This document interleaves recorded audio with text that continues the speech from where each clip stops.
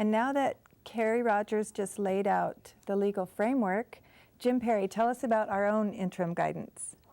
Well, thanks, Kathy.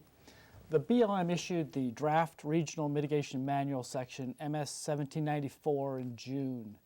The manual serves as interim policy, and the BLM is to implement the policy as written during the draft review period. The BLM's internal comments and edits and track changes are due back to the Washington office by January 17, 2014. And while we did not formally solicit comments from outside the BLM, we will absolutely consider comments and edits offered by other agencies, non-governmental organizations, and the public. If anyone is looking for a Microsoft Word version of the manual for making edits and comments and track changes format, I can provide that. Just send an email to me, jperry@blm.gov. So, what is regional mitigation? Regional mitigation is a particular approach to implementing off-site mitigation on a landscape or regional basis. Because regional mitigation is a type of off-site mitigation, I'll first describe what is off-site mitigation, and then I will explain the regional mitigation approach to implementing off-site mitigation. I will use the greater sage grouse in my examples because it's an important species identified by the U.S. Fish and Wildlife Service as warranted for listing under the Endangered Species Act. And many of our land use plans contain or will soon contain resource and value objectives for management and protection of the greater sage grouse and its habitat. As I will note later, the land use plan's resource objectives or value objectives are key elements when identifying the need for off-site mitigation. Any natural resource is identified, if any natural resource is identified in the land use plan with resource management objectives, well, that is an indicator of how important the management of that resource is. Off-site mitigation is a tool for managing important resources, not just any old everyday resource. So, what is off-site mitigation? We are defining off-site mitigation as performing mitigation outside the area of impact. That is pretty basic. We also frequently hear of off-site mitigation referred to as offsets or compensatory mitigation or compensatory off-site mitigation. As far as we are concerned, they all mean exactly the same thing. Please do not be fooled by the word compensatory, as in compensatory mitigation. Compensatory, by definition, does not necessarily involve monetary contributions. Compensatory mitigation means compensating for an impact at one location by performing mitigation at another. For example, in its simplest form, off-site mitigation could be the build a road, reclaim a road concept. In some areas, there are an excessive number of overlapping, poorly placed, and duplicative roads, pipelines, power lines that the BLM has permitted one at a time without a long-term plan for development. Let's face it, building and operating a road and other infrastructure has an impact. So does maintaining duplicative or unnecessary roads in the same area. Therefore, to mitigate the impacts of a new road in important habitat, we might condition the permit on the full reclamation of a nearby redundant road. I mean, why have two roads fragmenting the same landscape and habitat when only one is necessary? Hence, the build a road, reclaim a road. This basic concept should be common in many of the NEPA documents we write. A more complex form of off-site mitigation, and one we're pointing towards with regional mitigation, is build a road, reclaim a landscape.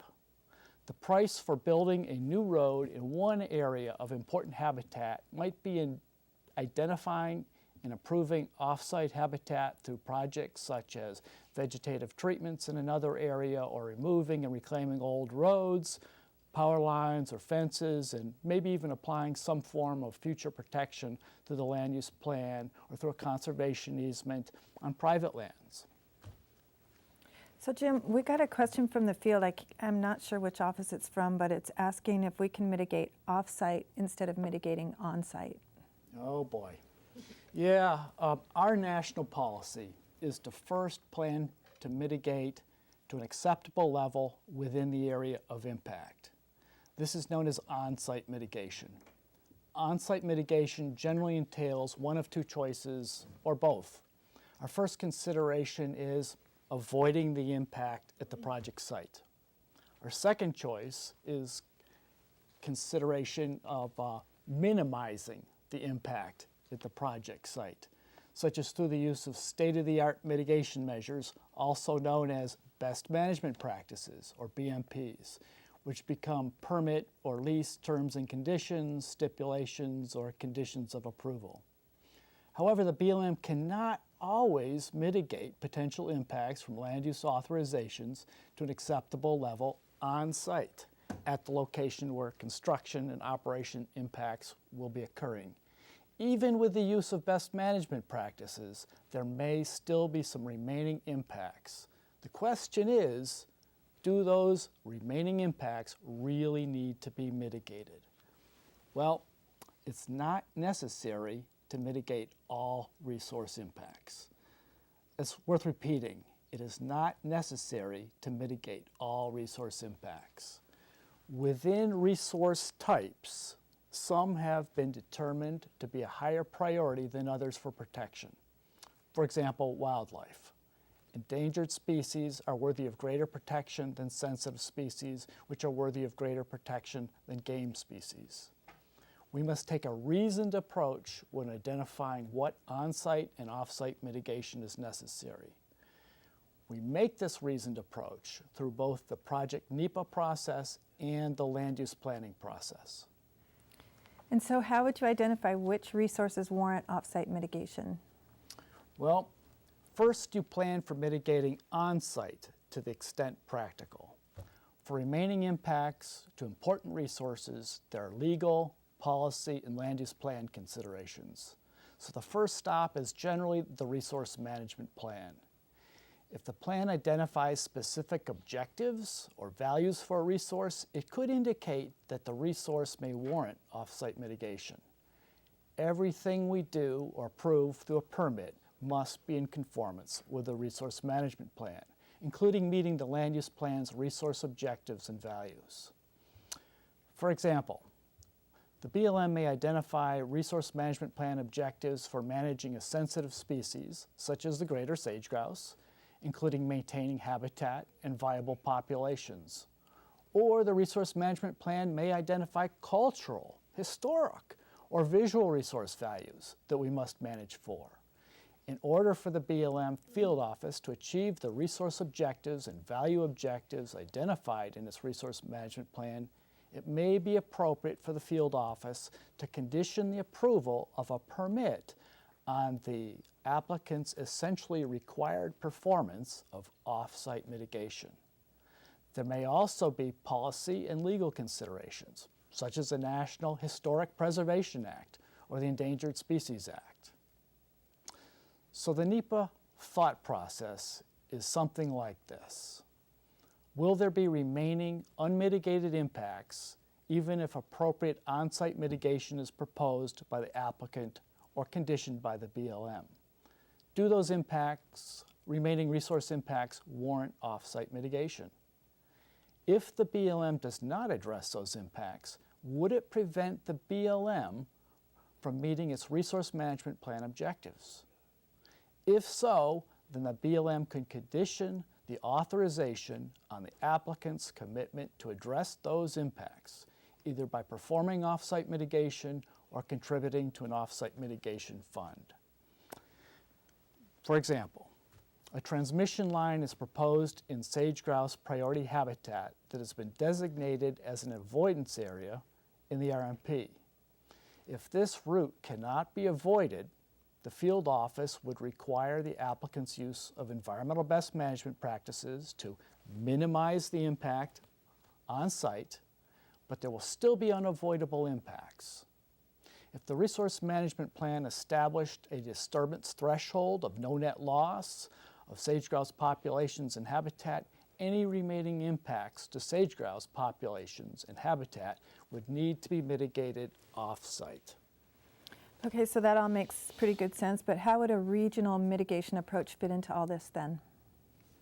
Well, there are 3 key points to consider. First key point, a regional mitigation approach shifts the BLM mitigation focus from a permit by permit, project by project, on-site mitigation approach, off-site mitigation approach, to a carefully planned, comprehensive mitigation approach. For example, designing mitigation for all potential oil and gas wells in an area rather than one well at a time. That's right.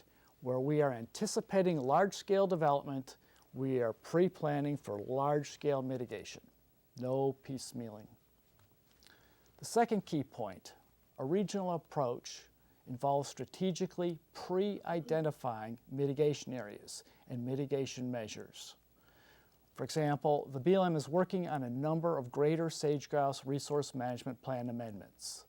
In the amendments, the BLM is identifying priority and general habitat areas and areas where there is no habitat. The BLM may decide in those resource management plans to focus and pre-plan its off-site mitigation efforts where it will have the most benefit in those priority habitats, or even the connectivity corridors between priority habitats. As a part of this pre-planning process, the BLM Field Office will be working with its partners to develop regional mitigation strategies. These strategies would include establishing mitigation funding accounts and mitigation management teams in order to provide a place to hold mitigation funding and a team to manage the process. The field office may prepare regional mitigation strategies outside of the land use planning and NEPA process, such as the Dry Lake solar example you will hear about later from Mike, or regional mitigation strategies can be developed within the resource management plan to identify and protect these important habitats and mitigation areas. Third and final key point, a regional mitigation approach focuses on attaining the highest mitigation benefit regardless of land ownership. Even though the resource impact may occur on BLM managed lands, it may actually be more beneficial to acquire a permanent conservation easement on private lands rather than performing off-site mitigation on the BLM managed lands. Case in point, what if all the nearby BLM managed land is already leased for oil and gas development?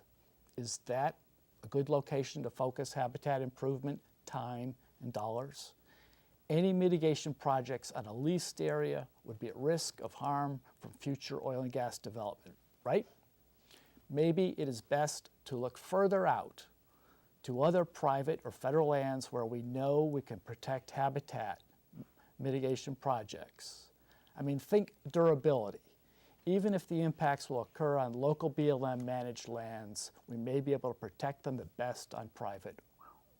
In another example, the BLM may manage priority habitat, but connectivity corridors to the BLM priority habitat may be located mostly on private lands and may be in poor shape. The highest long-term value may be to acquire conservation easements on the private lands from willing sellers. This will allow our partners to improve the connectivity corridor habitat on these private lands, connecting BLM priority habitats. So in summary, we encourage you to read through the Regional Mitigation Manual Section, MS 1794. Understand the nuances of what constitutes successful off-site and regional mitigation, and when and how to address mitigation requirements through the NEPA process.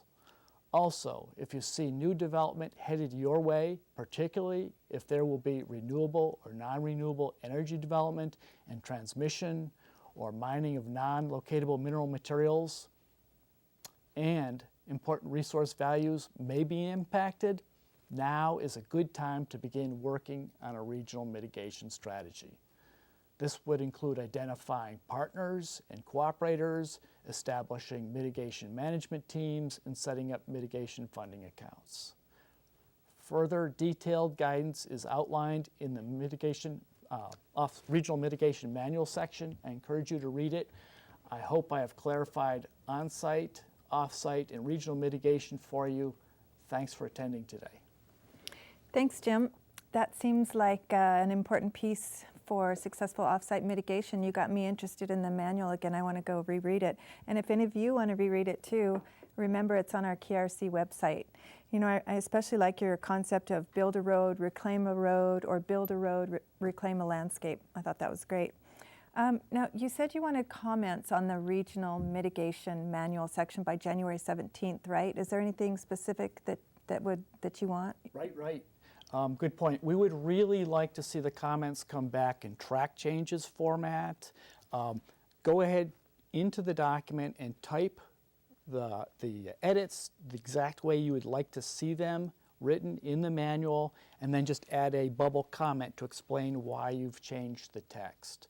So that would be very helpful. Thanks.